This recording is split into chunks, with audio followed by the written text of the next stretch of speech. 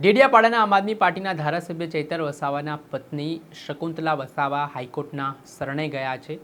જી હા, થોડા સમય પહેલાં નર્મદા સેશન કોર્ટ દ્વારા જે ધારાસભ્ય ચૈતર વસાવા તેમના પત્ની સહિત 9 જેટલા લોકોને દોષિત ઠેરવ્યા હતા તે મામલાના સંદર્ભમાં ગઈકાલે શકવંતબેન વસાવા જેમને 18 દિવસનું બાળક હતું તેમને હાઈકોર્ટે જામીન આપ્યા છે।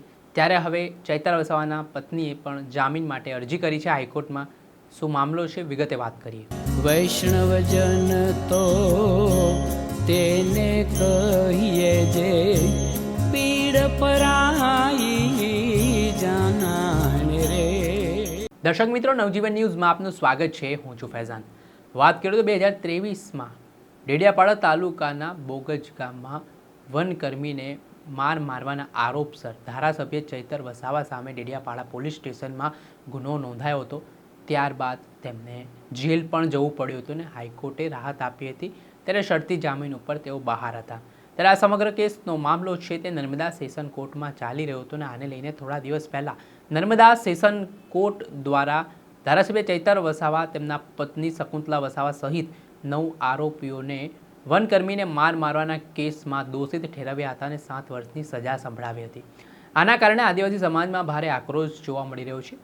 ગઈકાલે ડેડિયાપાડામાં ધારાસભ્ય ચૈતર વસાવાના સમર્થનમાં આદિવાસી સમાજનું સંમેલન પણ મળ્યું હતું, જેમાં મોટી સંખ્યામાં આદિવાસી સમાજના લોકો છે ત્યાં સંમેલનમાં જોડાયા હતા।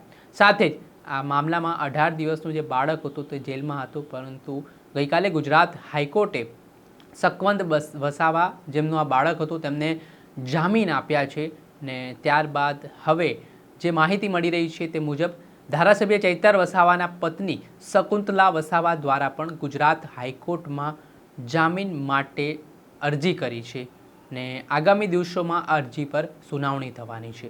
જે આ વાત કરીએ તો આ કેસમાં સેશન કોર્ટે જે ચુકાદો આપ્યો છે તેને હાઈકોર્ટમાં પડકારવામાં આવ્યો છે ને હાલ આમ આદમી પાર્ટીના નેતાઓના દાવાઓ મુજબ તેમણે વકીલોની ફોજ મેદાન ઉતારી છે, જેમાં સુપ્રીમ કોર્ટ અને હાઈકોર્ટના દિગ્ગજ વકીલો છે તે આ કેસ લડી રહ્યા છે ને તેઓ આશા પણ વ્યક્ત કરી રહ્યા છે કે હાઈકોર્ટ દ્વારા આ કેસમાં સ્ટે આપવામાં આવશે ને આ ષડયંત્રથી ઊભો કરવામાં આવેલો આખો કેસ હોવાનો દાવો આમ આદમી પાર્ટીના નેતાઓનો છે।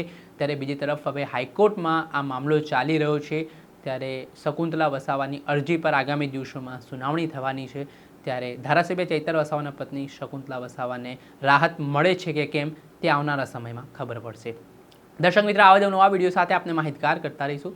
પડે અપડેટો આ કેસથી જોડાયેલા આપના સુધી પહોંચાડતા રહીશું। એટલે તમારી નવજીવન ન્યૂઝ જોતા રહો, લાઇક કરો, શેર કરો।